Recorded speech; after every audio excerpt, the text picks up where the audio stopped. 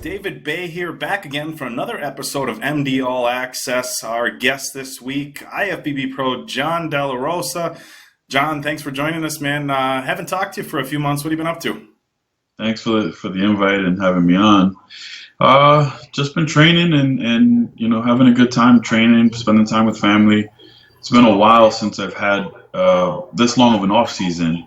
I've had some things going on in my life that kind of I needed the time to kind of just get to those things, but it's been good. I've been enjoying time with family and friends and eating and training, and things are going really well. Good. Yeah, I know this time of the year is it can be pretty hard for people to keep tight with the diet. So you generally speaking, like around the holidays and stuff, do you kind of just let loose and just eat whatever? Yeah, I don't put too much pressure on myself so let's say I'm on a pretty strict diet right now, but let's say I want to go out and eat with my friends. My wife is dieting for the Arnold, so I can't take her out to eat anymore. But if I want to go out and eat, I go out and eat. You know what I mean? Right. I don't really, the time for that will come, when I need to buckle down and I can't have a cheat meal and, things need to be A, B, and C no matter what. So that time will come, but for now, I'm on a pretty strict diet. I eat I have my set meals that I eat. But again, if I want to go out and enjoy a meal with a buddy, or if my wife gets a cheat meal out, I have no qualms about doing it. I don't feel bad about doing it either. Yeah, as long as I don't get like sloppy in the off season. Yeah, you know what I mean? Yeah, that's it. But you've never really gotten like too heavy in the off season, have you? No, as far as this is actually where it got like heaviest. sloppy. Yeah, this is the heaviest I've been right now. I'm sitting at 283.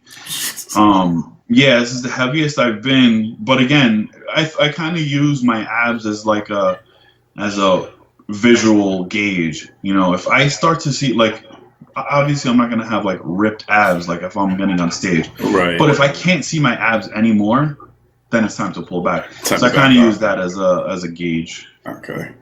Yeah, I've always had kind of lean abs, and the older I get, the more everything seems to go into my lower back. So I'll have like a full set of abs and like just chunks of back fat. It's not that flattering. So come on. I have the same measuring system, except instead of using my abs, I use my back fat. Like if you can start to see my love handles in just a regular T-shirt, then it's time for me to it's trouble. time for me to back off the wings and beard. Yeah. But let's backtrack a little bit. I know a lot of the guys on the forums, especially that have been on there for a long time. You were posting on the forums. I think was it Crazy Breaks or Crazy Wheels or something? Yeah, Crazy Breaks back in like 2007, 2008. Yeah. When you were kind of just like just one of the guys on the forums, and it's I think we distance ourselves sometimes from the pros, and it seems like they're, kind of on a different level. And so I guess it's easier for a lot of the guys to relate to you because you kind of started where the rest of us started. But you had a pretty quick rise from, obviously you were putting in work for years, but as far as pro qualifiers to doing well at pro shows to the Olympia, you turned pro at the USA's in 2011, and within 3 years you were on stage at the Olympia. That's, even for somebody who's genetically gifted, that's some serious leaps and bounds. Talk to us a little bit about how fast things changed for you after 2000 winning the junior nationals and your kind of rise to the pro level. Well, it's funny, like when you talk about it like that, it has been just such a whirlwind. You know what I mean? I'm very grateful for the life that bodybuilding has given me. I never would have thought that I've been here. We all have. I'm literally that kid that like grew up. Kids grow up wanting to be a baseball player, basketball. I wanted to be on the Olympia stage. That is something I've wanted from such a young age, and to get there, to actually get there, it feels like it was just yesterday that I was 14 years old building my gym in my parents' garage with every little weight that I could find, every bench that I could buy, cheap bench, whatever it was. I was able to, I was doing that for the sole purpose of one day getting to the Olympia, and to actually get there, it's crazy. It's a dream come true, really. But it was a lot of work, a lot of sacrifices. You know, everybody can see that it's not an easy sport.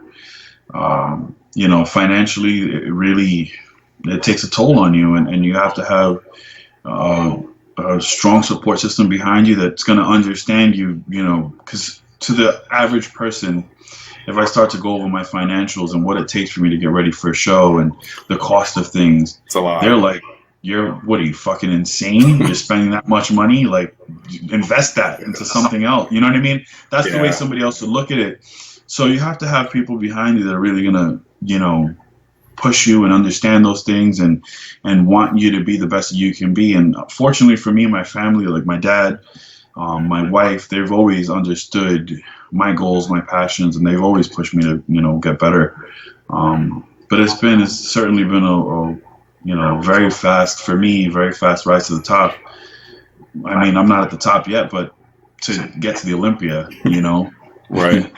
So. Right. Yeah. You know, it's interesting you bring up, you know, just the cost to do and getting ready for a show, because that's the thing that's discussed a lot. I mean, how much money we put into the shows, even at a state level, amateur level, then at an NPC national, and obviously at a professional level. And, you know, I got to a point when I was a little bit younger, the year before you won juniors, I was there and got my butt handed to me in the worst way possible. And, you know, I kind of had one of those moments where I was like, is it worth it? And a good friend of mine that had been competing for a long time, that's about 15 years older than me, you know, he brought up a really good point. He's like, you know, it's your passion, but it's also your hobby. And he's like, if you're a guy and you have hobbies, you're going to be spending money. You know, he's like, he was a guy that was real into motorcycle racing, and he had spent obnoxious amounts of money on his motorcycles. I have buddies who are musicians that have 15 guitars, and I'm like, what do you need 15 guitars for? You know, and that's just their hobby. So, you know, we can talk all day about, you know, bodybuilding being expensive, but I think as a guy, you're going to find something to blow your money your money on. So, you know, it's just you have to like look at your life, and you have to be able to justify those things in a way that makes sense to you and to the people around you. I mean, if I was investing money into something that, like, you know, for me, I like, not that bodybuilding has become a job for me, because it hasn't, but if I ever got to the point where now I'm digging myself into a hole, and at the end of the year, I'm, you know, 30, 40 grand in debt from trying to compete and spending money traveling and, you know, buying food, buying my supplements, you know, all those costs, tanning, things that we don't even think of. You know, you just start spending money like it's crazy. But, you know, now having a home and being married to my wife and having all these other responsibilities, it's kind of like, you kind of have to look at things and like, okay, you know, is it really worth it for me to start doing this? Because I have people that rely on me. Sure. And like I said, fortunately for me, my wife, I'm like dying to get ready for the New York Pro. I'm looking at people on Instagram, and she's getting ready for the Arnold.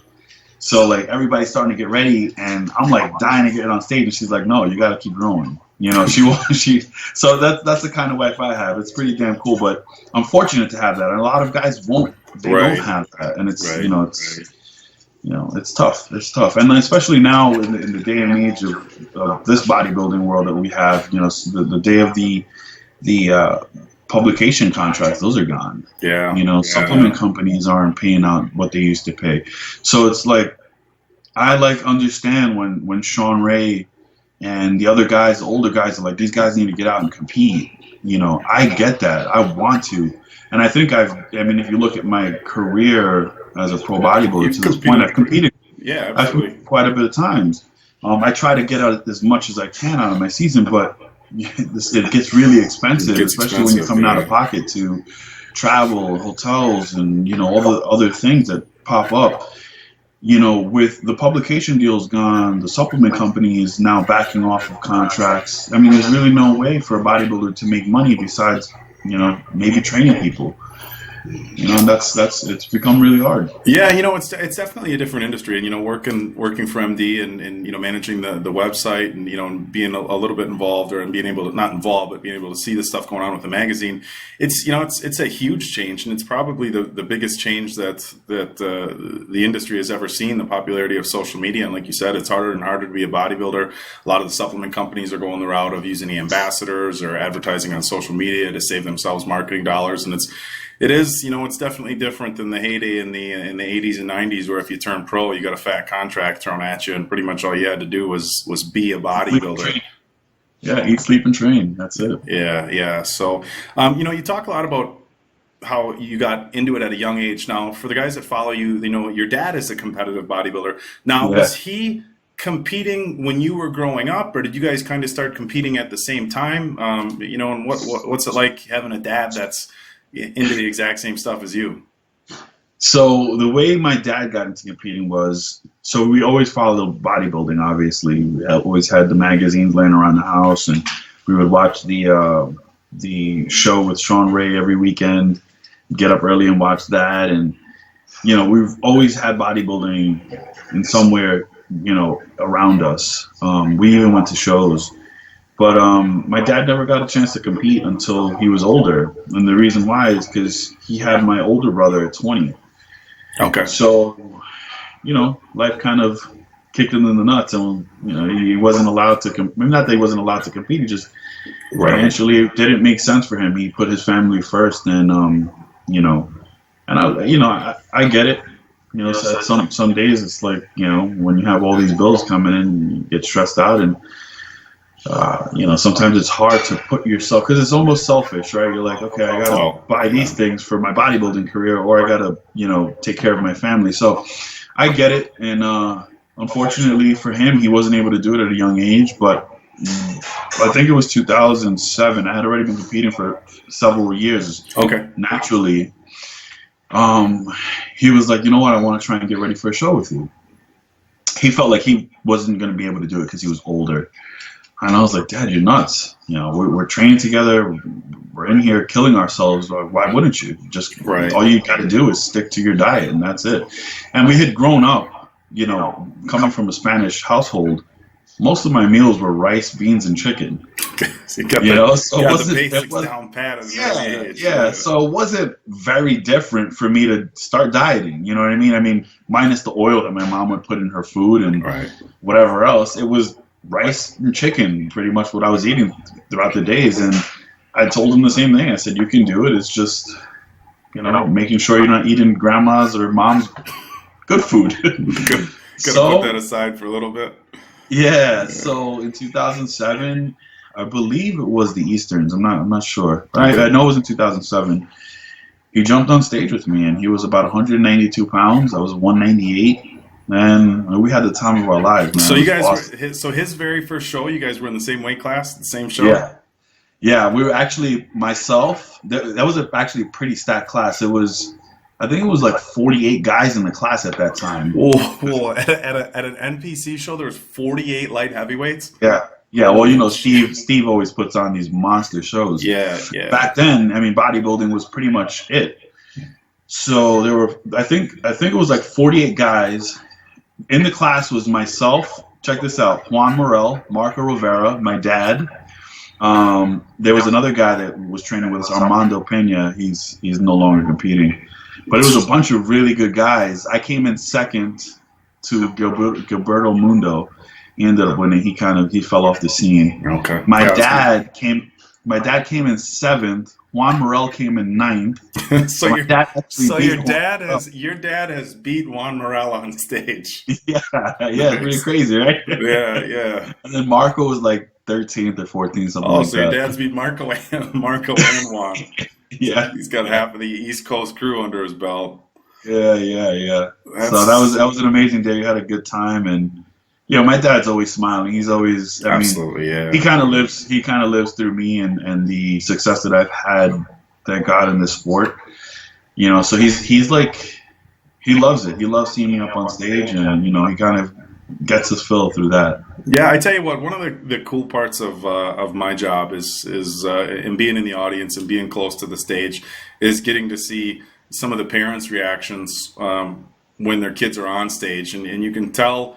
And I'm sure every parent is there to support, but you can tell the parents who are really into it and who are really fired up about their kids being on stage. And some of the New York guys, I know Dom Cardone, his dad was just over my left shoulder at Nationals, just Going nuts. just freaking out. And then last year, Nick Medici's dad was there, just going crazy. And I've seen your dad kind of, it's the same reaction. So it's cool. My parents have always been very supportive of bodybuilding, but like from it's cool, go do it. But it's not anything that they were passionate about when they were younger. So there's and guys like yourself and Nick's dad was a former bodybuilder, and Dom's dad is into weightlifting. So I think there's definitely a little bit different dynamic between the parent and the kid when the parent has done it themselves, because they know the kind of work that goes into it. Right.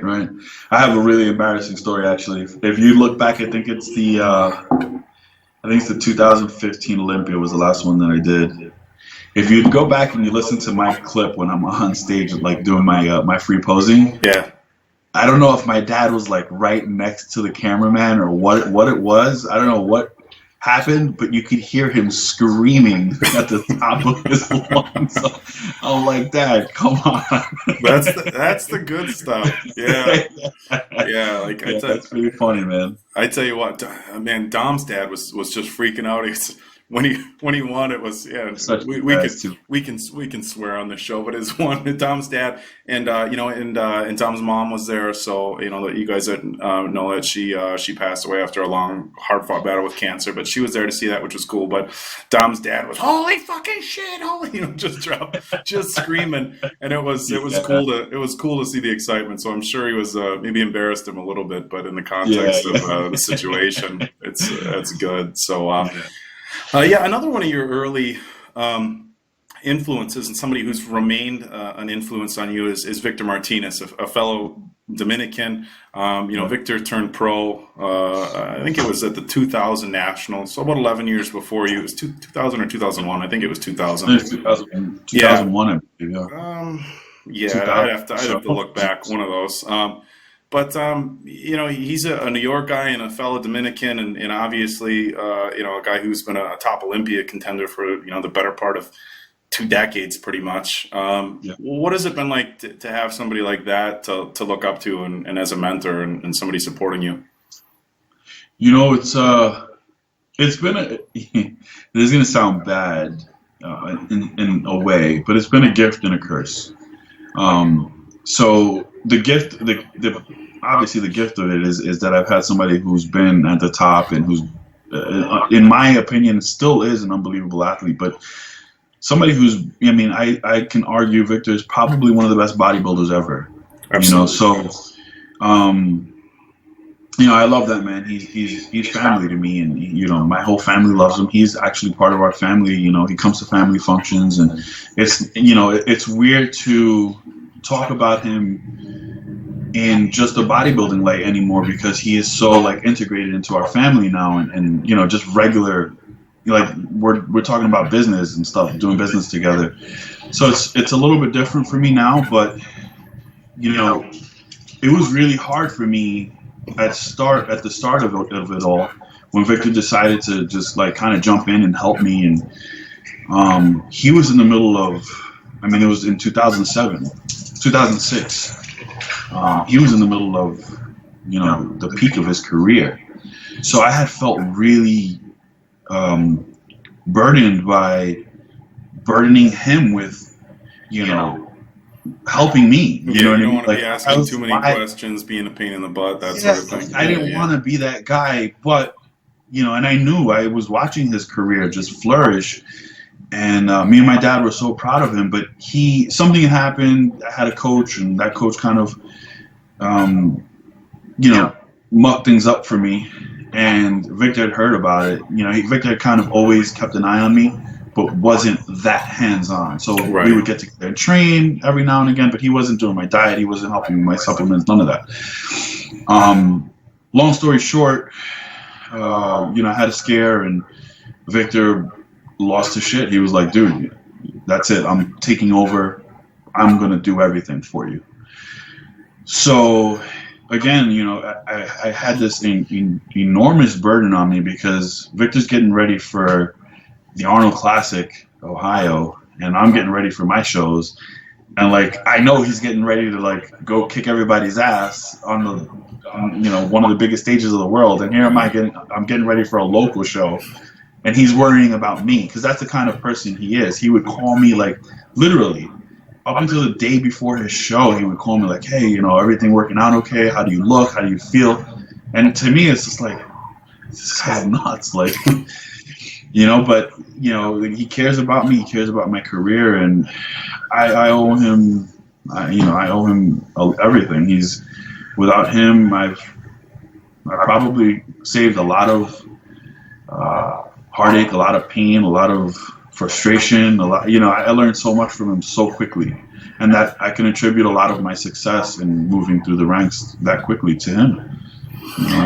Yeah, no, I mean it's weird, to think about it, as somebody who trained at a smaller gym here, to think about being at that level and having somebody like Victor actually helping you out. And I can understand where you'd think that was a burden. Even asking some of the older guys at the gym when I was a little bit younger, getting started, sometimes you felt like you don't want to be a pain in the butt, but to be at the level you were at, and even just to have access for simple questions to somebody like Victor Martinez, a giant privilege. So, and I think that's something that a lot of people, Victor's known, everybody's like, oh yeah, Victor parties a lot, and he doesn't take this sport serious. He loves bodybuilding, and he takes it very serious. And regardless of what anybody thinks of him, Victor's probably one of the best people that I know, and that's just in general. He's just a good man. You know what I mean?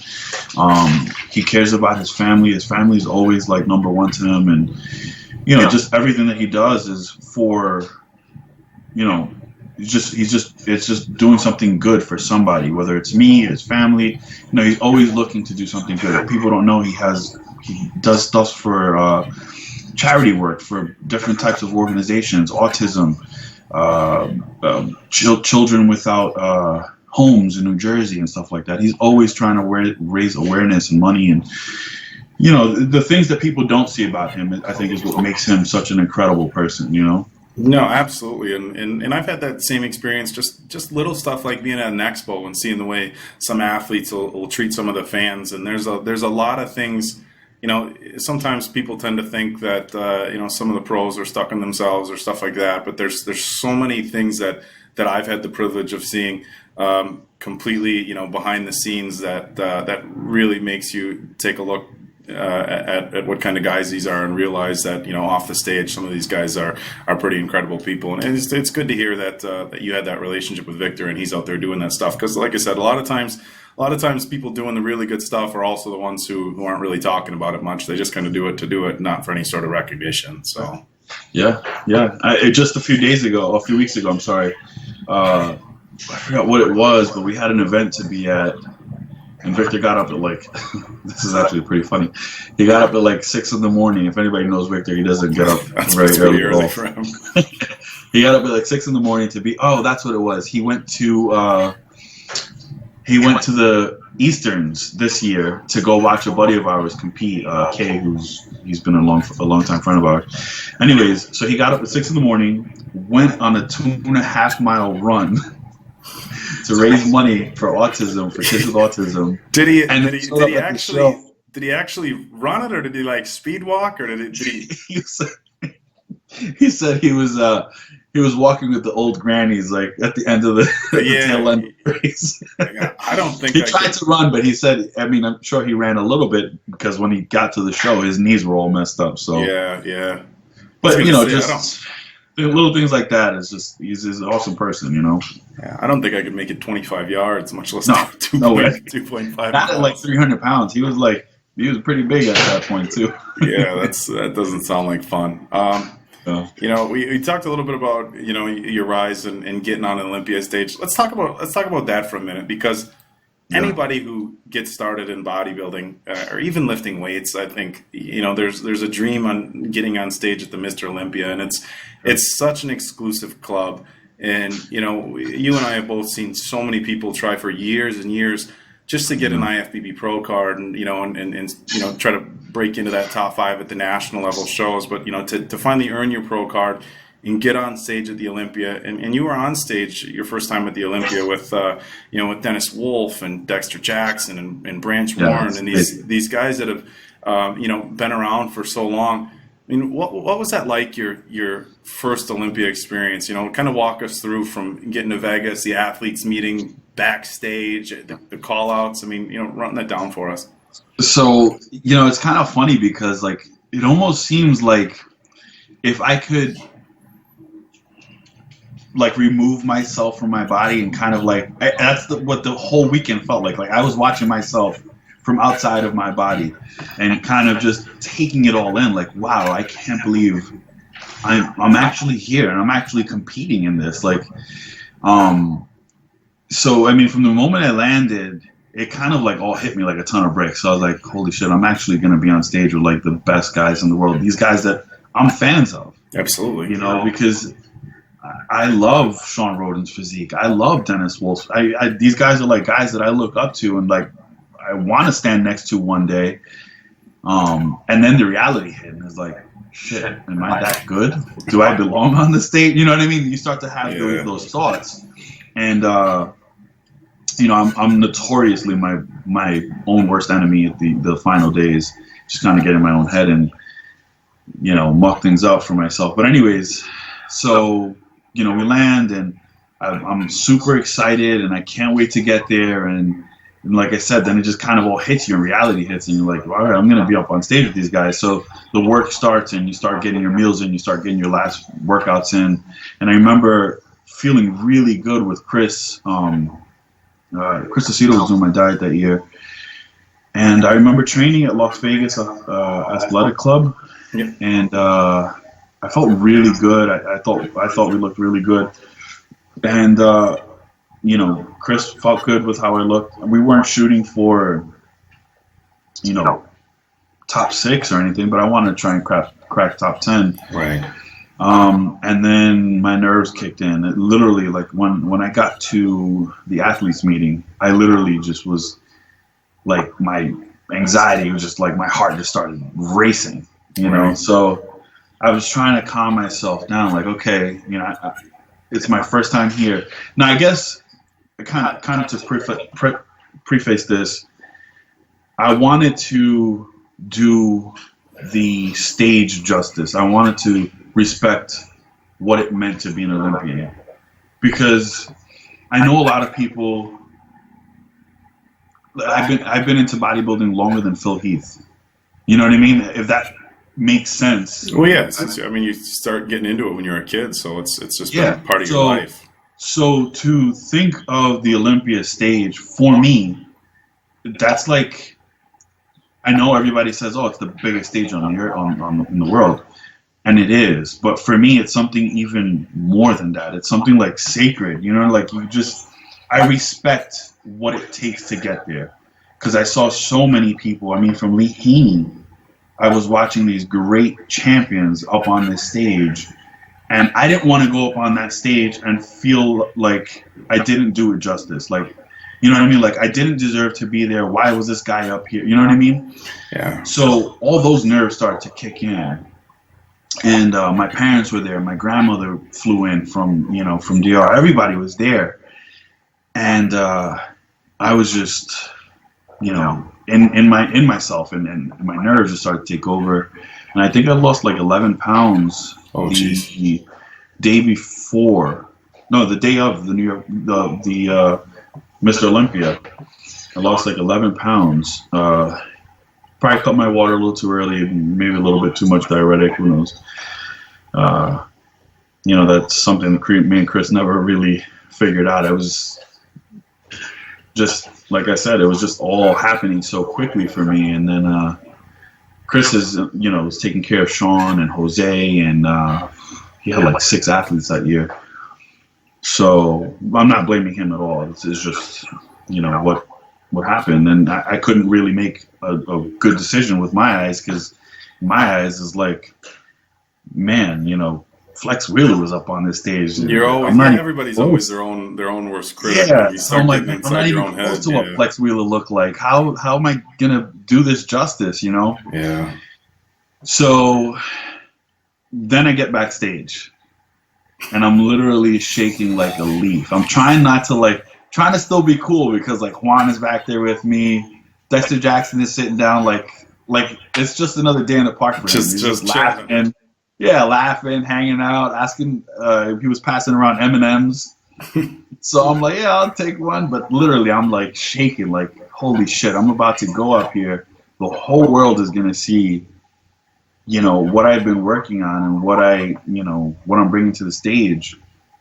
And it's actually funny because I get up on stage and my wife was back, getting up to the stairs to go up on stage, and my wife comes back. They allow her to come backstage, and Phil Heath is pumping up, and we're both fans of Phil. And she's like, "Holy shit! Do you see Phil?" Like, you know, because Phil never looks big in clothes. No, and yeah. I remember earlier that day, she was like, "Is that Phil?" I'm like, "Yeah, that's Phil." So he's pumping up, and she's like, "Holy shit! Look at him! Like, he's just art, you know?" Yeah. So I'm like looking around, and I'm like, "Wow, this is." And then I start taking it in again, and I'm like, "Wow, this is really fucking awesome." I'm about to be like on the biggest stage of our sport, the Super Bowl of bodybuilding, and I'm gonna be on stage with these guys. So at that point, I was like, "Well, you know what? I did what I had to do. If it's not good enough, that's fine. But I gave it 110%. So let's go out there and let's have fun." So I'm up on the stairs, and they call my name, and I literally like just let it all out, and you know, took a big deep breath, walked out there, hit my poses, and that was it. It was an amazing experience. The second time around, I was a lot more calm. Yeah. Ironically enough, my first national levels, I did the 2005 USAs. I made the mistake, like a lot of guys do. I qualified for nationals, and I was like, I'm qualified. I took a year off. I qualified in 2003, and then for some reason thought I was ready for the USAs in 2005, and that's the year Phil won it. And I was actually a super heavyweight that year, and Phil was backstage pumping up, you know, when I got back and started getting ready, and that's when it was like that, oh shit, I am so far in over my head. It's not even funny. So, yeah, and Phil must, I don't know how it is at the Olympia, but at the USAs that year, he must have pumped up for like a half hour, 45 minutes, you know? Yeah. So just a head game with everybody there. Yeah, all the guys were like pumping up, and I'm like used to, like, I don't, Juan always like gets on me about it because I don't pump up before I go out. Maybe that's a mistake. I don't know. But I feel like if I start to pump up too much, I'm not going to be able to pose as hard because I'm already gassed. Yeah, there's a fine line between, yeah. You know. Yeah, so Juan is like, everybody's pumping up for like half an hour, and I'm like, you know, I'll do like a set of curls, you know, side laterals, whatever, and I'll rest. You know, until like right before I go on stage, then I'll do a little bit, but sure. I'm not killing myself like these guys. These guys they're like pumping up for a long time, and you know, I actually did it for my the first time this year for the Tampa show, and it actually worked out pretty well. Yeah, you know, one of the things that we don't, you know, we see, you know, all the stage footage, we get the interviews before the show, but one of the things we really don't see much of is a lot of backstage footage from the big shows. You know, we did a little bit of stuff from the Arnold this year and did some features, but you know, anybody who's watched Pumping Iron, you know, I've watched it a bazillion times. Yeah. You know, they have, you know, there's always an interesting backstage dynamic. You know, in Pumping Iron, you had some tensions between Katz and Waller and those guys, and then, you know, Arnold and New kind of were joking around with New Bray in the background. What's it like backstage at the Olympia? I mean, are there some guys that are, you know, Phil seems like he's the kind of guy who's just going to be in the zone, but like you said, Dexter's kind of joking around. I mean, what's the mood like back there? You could kind of, honestly, you can cut the tension with a knife, dude. It's like that thick back there between the guys that know they are gunning for the title. So Phil's pretty much always, both the times that I've done it and the times that I've seen him backstage, you know, he's got his headphones on, he's looking down, he's not really looking at anybody, just kind of, you know, maybe glancing over at a guy or two that are going to be challenging him for that spot. But that's it. You know, he's just all in. He's focused on what he's got to do. Now it's funny because the other guys, you know, Kai was kind of like that as well. Like when I was back there with him, just focused on what he had to do. The other guys though, like the Sean Rodins, the Rammies. They're all like kind of, you could see them kind of sizing each other up and stuff like that. Now I'm standing on the outside because I know I'm not at that level yet. Just so I'm kind of like, this is actually pretty cool that I get to witness this, you know?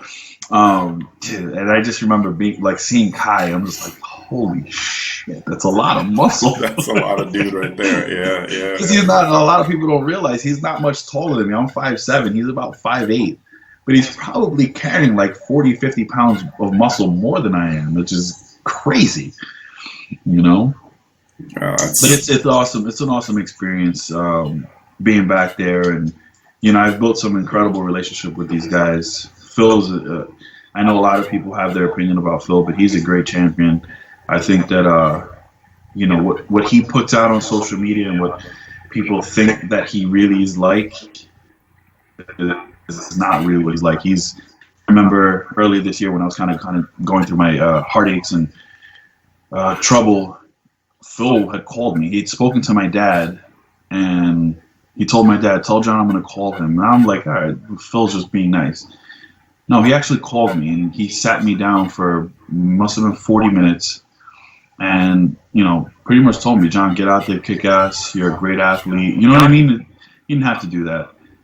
Dexter Jackson, somebody I've become really close to, him and his wife, Gail, just really, really cool dudes. And I think that a lot of, like you said, you know, I think a lot of people kind of feel like bodybuilders are like all about themselves and maybe stuck up at the shows or whatever. But some of these guys are really stand-up dudes, you know, and that's another thing I'm really grateful for, just to be able to surround myself with these guys and learn from them and build friendships with them. Yeah, I think, you know, there's discussions all the time about how the camaraderie is just not there the way it was in the 80s and 90s. And because of the prevalence of the internet and, you know, guys don't necessarily all need to live in one area anymore. But I think there's a mutual respect, and a lot of these guys are better friends than I think a lot of people realize. It's just, like you said, everybody can kind of live where they want, and it's not necessarily everybody's holed up in the same gym, you know, making jokes and having lunch every day. But, you know, speaking of camaraderie and guys training together, if there is one place where there's a lot of pros training and there's that sort of atmosphere, it's where you train at Bev's. You know, so many guys now, you see these pros and stuff that are training at smaller gyms where they might be the only pro, you know, for a state or two. What's it like being at Bev's, where you have, you know, Juan, you have Victor, you have Marco, you have Keem Williams, you have, you know, a handful of classic physique, you got Arash, you got Sadiq, you got all these IFBB pros. A lot of the successful women are training there as well. Your wife, Juliana, you know, a couple of the bikini girls. What's it like being at a gym where it's just loaded with IFBB pros and even a lot of top level NPC guys? Well, there's definitely no shortage of inspiration, that's for sure. You walk in and you see Kai fucking squatting 600 pounds. It's like, all right, let's get to work. You know what I mean? So it's pretty damn cool. Juan's always busting ass in there, and, you know, everybody just, you know, getting after it, and it's definitely inspiring to walk into a gym like that. I mean, you can't have a bad workout. You know what I mean? I was literally just about to say, it's easy to walk into a gym sometimes if it's quiet, there's not a lot of people there, if you're the only bodybuilder there. It's easy to walk in sometimes, and if you're tired or have whatever going on and your head's not in the right spot, it's easy to have a bad day at the gym. But if you walk into a gym and there's, you know, all these other pros around, and guys, not just other pros that you're competing against, but also at your level, there's got to be a lot of guys looking up to you at the gym as well. That's got to be really good motivation to kind of always pick yourself up and give it your best shot every time you step through the door.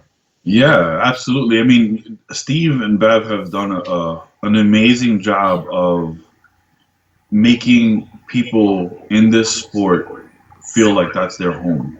And I think that's why there's so many people that go to that gym. Whereas if you go to, you know, first of all, forget corporate gyms. They're going to single you out and make you feel like, you know, but most gyms nowadays are trying to you know, bring in that crowd that the corporate gyms are bringing. So when you know, even if it's a smaller gym, if you walk into a gym and, you know, they want a bunch of ladies in there working out, or the regulars, you don't feel that comfortable. You know what I mean? You just kind of, you feel like you're the elephant in the room. You know what I mean? And Bev and Steve have done a great job of just, first of all, loading up the gym with crazy amount of equipment. I don't know if have you ever been there? Yeah, it's an insane, gym. But again, making us feel like we have a place to go train, and I think that's why so many people go there. Like I said, there's no shortage of inspiration when you walk in. It's hard to have a bad day. I've walked in there myself, after running my business, a long day at work, tired, and walking in, I'm like, fuck, I don't know how I'm going to get through this workout. And then it ends up being like literally the best workout I've had in, weeks. Yeah, and for you guys who haven't been there, their leg room is about as big as a lot of gyms. The entire gym. I remember my first time there was a couple of years ago when I walked back in that leg area, and it's for you guys who haven't been there, it's a really cool mix of newer stuff, but then some really old school machines where you're like, this is badass. Yeah. So a lot of people don't know that Steve used to be a bodybuilder. Yeah. So a lot of the things that are in this gym are literally he handpicks these machines. He knows that they work, first of all, and he wants to make sure that we're happy with the machines that he picks. You know what I mean? So a lot of times he'll ask us, "Hey, do you like this machine?" And and we'll tell him, "Yeah, this is a great machine." Sure enough, a few months later, it's there. So like I said, he's done a really good job, and so has Bev. Yeah, making it comfortable. Yeah, I think Steve catches some heat sometimes from the fans. There's anybody who's put in a judging position, whether it be at a local level or an IFBB level, and obviously Steve being at the top of the IFBB and NPC, anytime somebody doesn't like a call, we get people pointing pointing fingers rather at Steve. But I think what a lot of people forget is that most of the guys that are judges, and Steve included, these are old school bodybuilders. So they're a judge, they're not just in charge of running things, but they're competitors themselves. They know what it's like to get on stage. They put themselves through the ringer, and they're still fans. I don't think you can compete as a bodybuilder and ever just walk away from being a fan. And obviously anybody that knows the old school stuff, Bev was incredibly successful as a bodybuilder too. So it's nice just seeing, you see a lot of people who are bodybuilders who try opening up gyms, and some succeed and some fail. But to have a pair like that open up a gym and be as successful as they have been, and care about the athletes and there's a lifetime fitness that just opened up across the street from them, and they're doing better than ever. And I think it's, like I said, it's because of that atmosphere. It's not just bodybuilders and figure athletes that are welcome there. Everybody's welcome there. There's literally something for everybody there. They have a huge kickboxing ring in the back that, they do MMA stuff, kickboxing, all the crazy shit back there. They have tons of cardio equipment. So it's literally for everybody. You know what I mean? It's not just bodybuilders and athletes of the sport. But he gets a lot of heat. And for me, it's like, I read a lot on the forums, like, oh, the New York boys, of course, and that drives me nuts, because how many times have I done the New York boys? I haven't won that shit once. I haven't even come close to it. I've placed third, but it's I was gonna say, didn't you get third, and you've gotten top 5 a few times there, haven't you? Yeah, I placed 5th, I placed 4th, and I placed 3rd. But if you look at the lineups those years weren't crazy.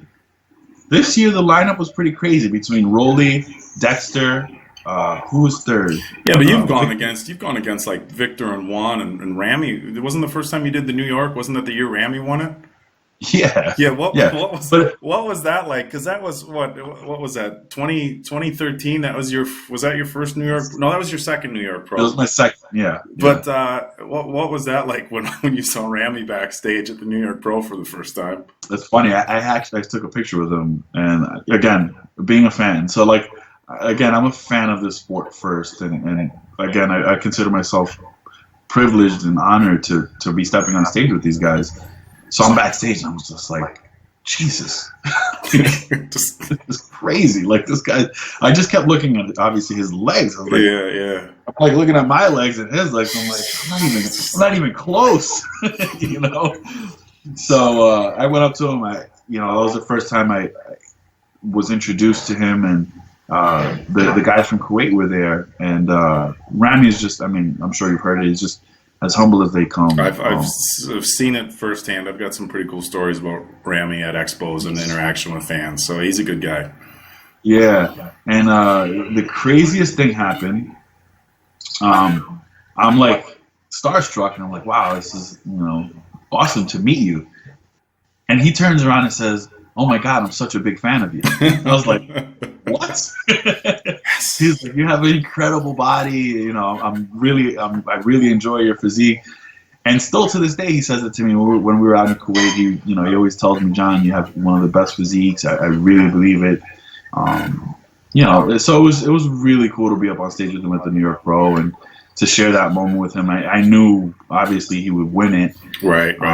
So it was cool. It was a really, really cool experience. I've had a lot of great experiences on stage, especially the New York stage. Yeah. This past year was nuts. Oh, with Rolly, Dexter, Steve, everybody, Nathan. Yeah.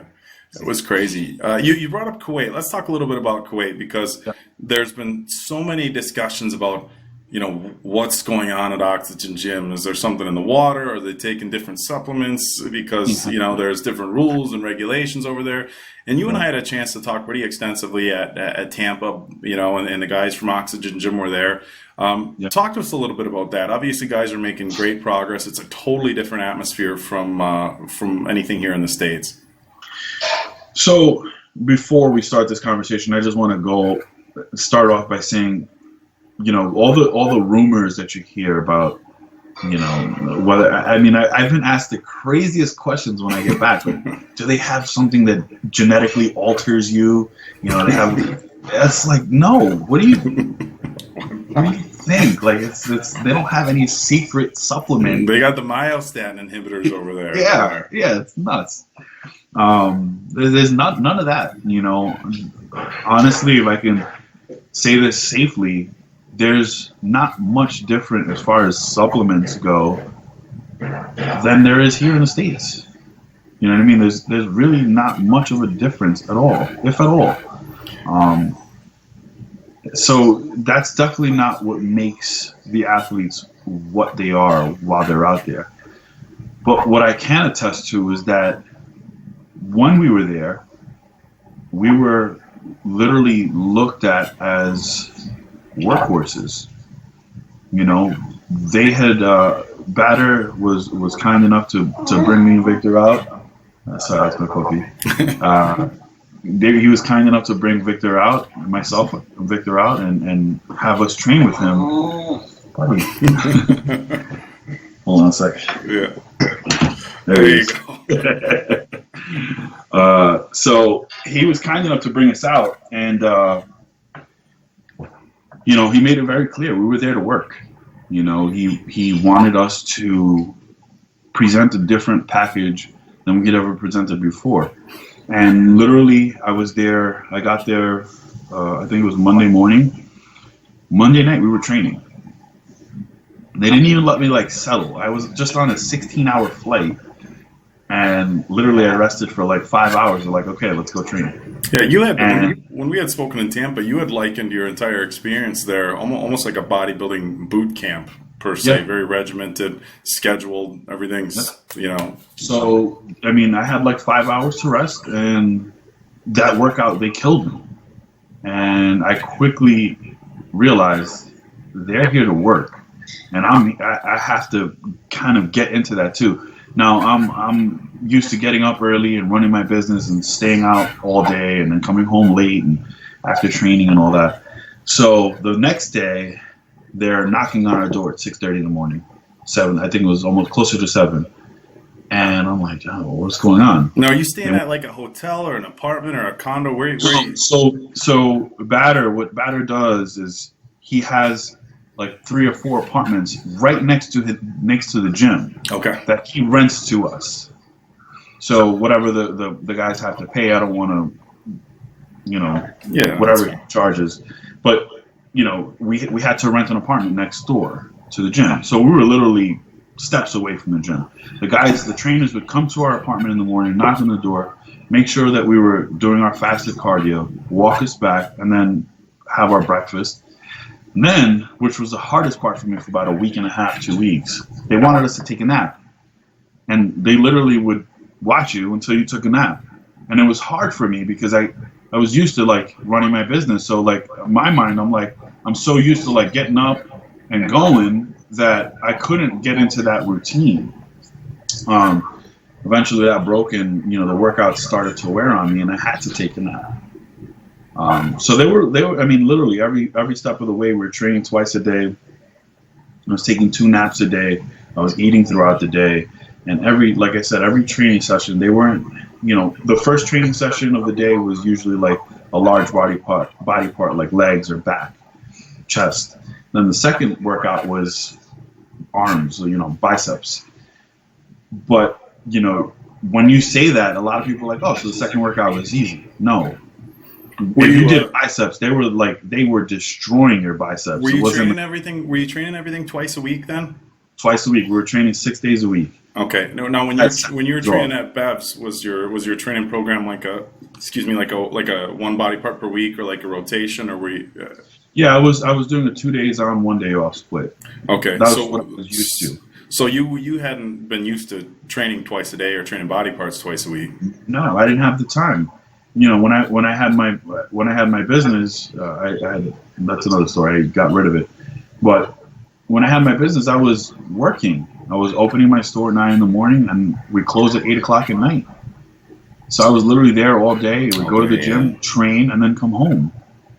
So I wasn't used to this. This whole schedule was just new to me. I had never had the opportunity to eat, sleep, and train and live the life of a bodybuilder. You know what I mean? So it was all new to me, and it was an incredible experience, because these guys are so passionate about bodybuilding. I mean, a lot of people don't realize that there's not much in Kuwait. Everything's illegal. There's no bars. There's no clubs. As an American, you're not going to go to the movie theater because everything's in Arabic. You can't watch TV. There's really nothing for you to do. You don't even have like normal internet. You can't sit on your phone and putz around on the internet all day, can you? Nope. You can't even get on the internet because all the American sites are blocked. Oh, okay. Right. So there's literally nothing to do unless you want to go outside and hang out in 130-degree weather. I mean, I wouldn't want to do that. Nope. So it's literally, not for me. It's literally, you're just not doing anything except eating, sleeping, and training. It was a great experience. Obviously, for me, it made the biggest difference in my physique. Now, what happened the last few days before Tampa, we kind of screwed things up, again, with water and carb manipulation, all that shit. But for me, I was dieting on 800 grams of carbs. Something that was like, to me, that's unheard of. Yeah, that's low carb. Yeah. Yeah, high carb day for me was 200 grams of carbs, 250 grams maybe. So to diet on 800 grams of carbs is insane for me. I'm like, when they first told me this, I was like, scratching your head a little, yeah. Yeah, I'm like, I'm never gonna get in shape like this. But because every workout was super intense, literally, like, it didn't matter if we were training glutes. They were making sure that your fucking ass felt like it was gonna fall off before you left the gym. Like, I get anytime you talk about like the training and like the boot camp and stuff, I get this like picture of Rocky IV, like with Drago at the Russian training facilities, where they're like monitor him, make sure he's working hard, pushing him and stuff. Yeah, it was literally like that. I mean, even down to they would schedule massages for us, during the week. We had to have 2 massages during the week, to make sure everything was primed and ready for training. They didn't want us to tear anything. They were very concerned with our health. You know what I mean? They didn't want us to get hurt while we were there. So they scheduled massages. We had hot tub. We had to sit in hot tub. They even watched us as we tanned. They wanted to make sure we tanned and we kept our skin healthy. I mean, these guys are really, really, really on top of it, and they really love what they do. Like, again, there's nothing in Kuwait. There's no sports in Kuwait. There's really not much.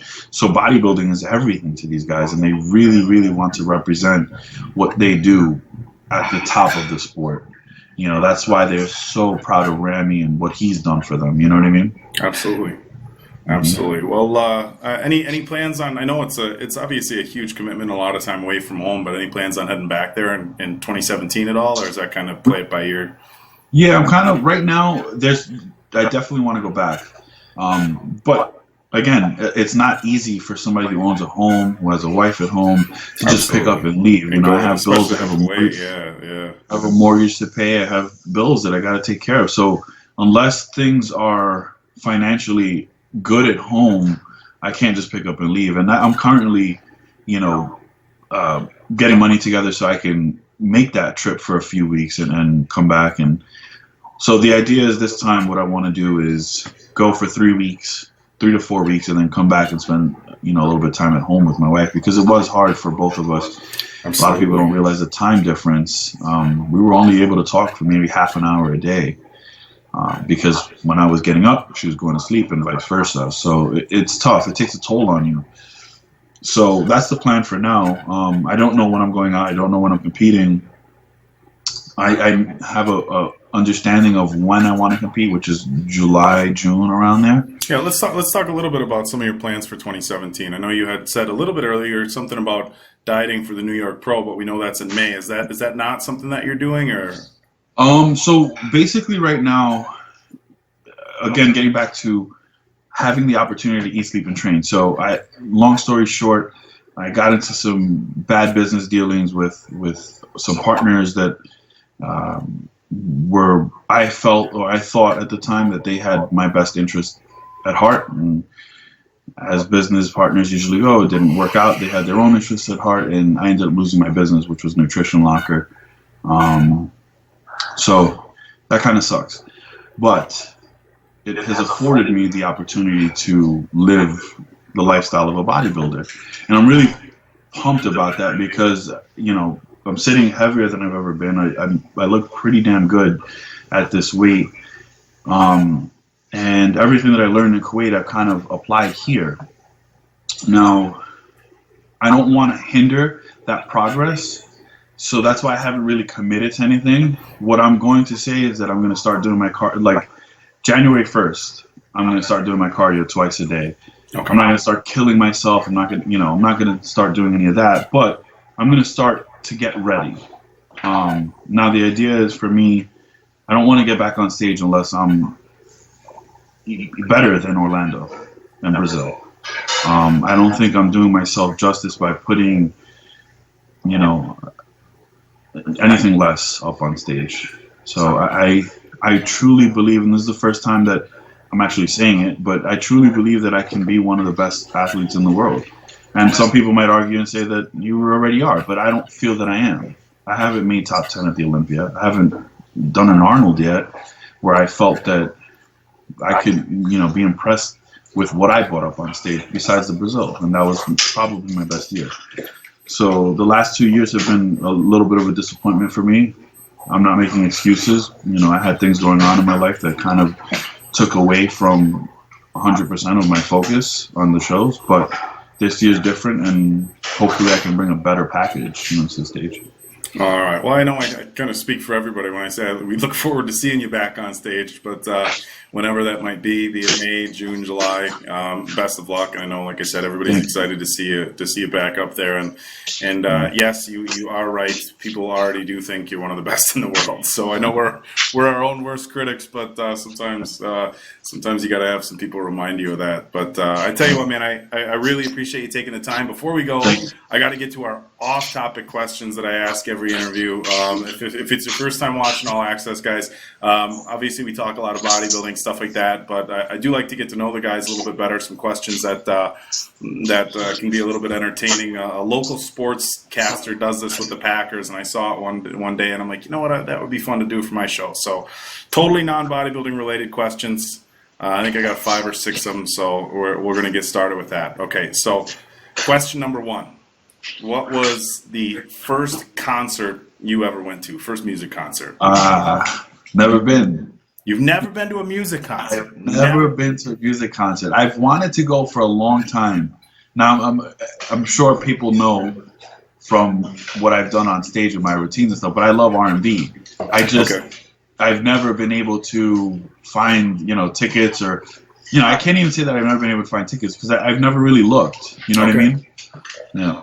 Well, hopefully one day. Stay when soon. you do pick your first concert, you'll have to let us know. We'll revisit that one. All I right. will. Question number 2: your first celebrity crush, like as a kid. Hmm. The Italian lady in the Matrix. I forget what her name is. I, it's gonna drive me My, nuts. I mean, my wife knows it, I think. There. is it Trinity? Maybe is that her No, name in the movie? she's got big boobs. She's got. Oh well, that narrows it Come here real down. quick. Uh, I forget her name, but yeah, there's the no, Italian lady I can't remember either. on the Matrix.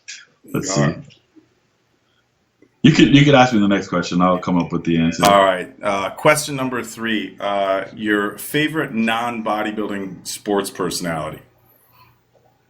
Michael Jordan. That's pretty Michael. easy. Yeah. Monica Bellucci. That's her name. What is it? Monica Bellucci. That's about right. as Italian as it gets, Bellucci. Yeah. Yeah, that's what she looks like, guys. Yeah. Okay. Yeah, that works. Yeah. It's pretty solid. All right. Question number 4: your favorite person to follow on social media? I'd have to say Gary V. Gary. He's Yeah. Gary. I'm not He's familiar. a inspirational kind of motivation business entrepreneur. He started out by selling wine on the internet. Now is a multimillionaire and does very, very well with businesses across I don't know how many platforms, but he's huge on social media. He's every day he puts out something, to kind of get you in gear. And for me, like I said, I love business, so it's pretty inspiring to see an average guy like that start a business and just flourish from there. Okay. Question number 5: if you could have one superpower, what would it be? That's a tough one for me. Just does it have to be a cool one or is it No, like it can be whatever, but it's got to be like ballpark superpowerish. It can't be like I have an ability to like make hot dogs out of thin air. It's got to be something that like is kind of X-Men-ish, I wish I could comic. heal people. I wish What's I could that? heal people. Heal people. Oh, I thought you said you wish you could kill people. I was like, No, that's a not pretty. kill people.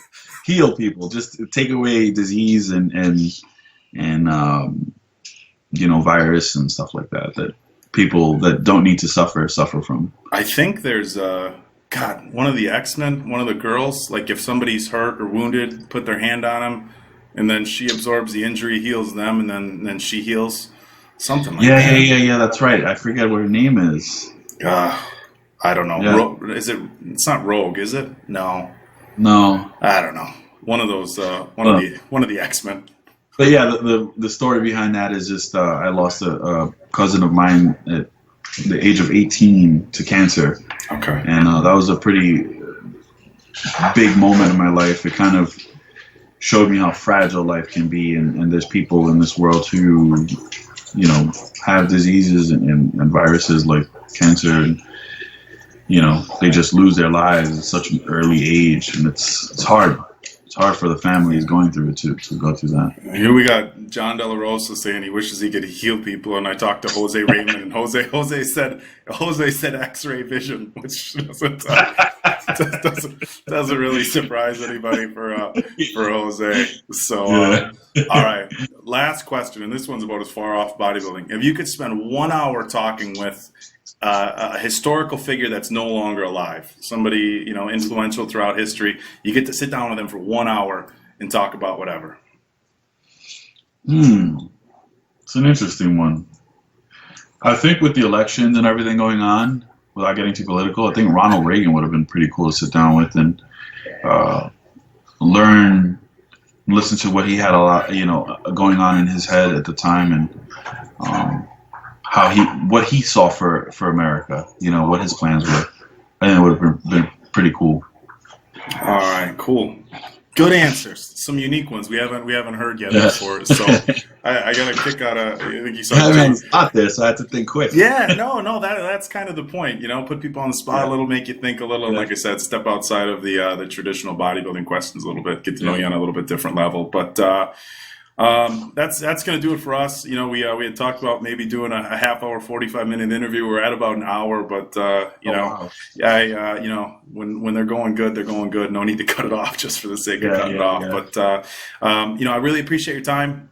Best of luck for myself and everybody at musculardevelopment.com, whatever you got going on in 2017. And like I said, I think I speak for everybody when I say we look forward to seeing you back on stage. So thank you so much, Dave. It's good to see you, buddy. Yeah, likewise. So once again, thank you for your time. Guys, that's going to do it for us for another week of MD All Access. Once again, big thank you to our guest, Jon Delarosa. Look for big things from Jon from 2017. And that's going to do it for us. We are out.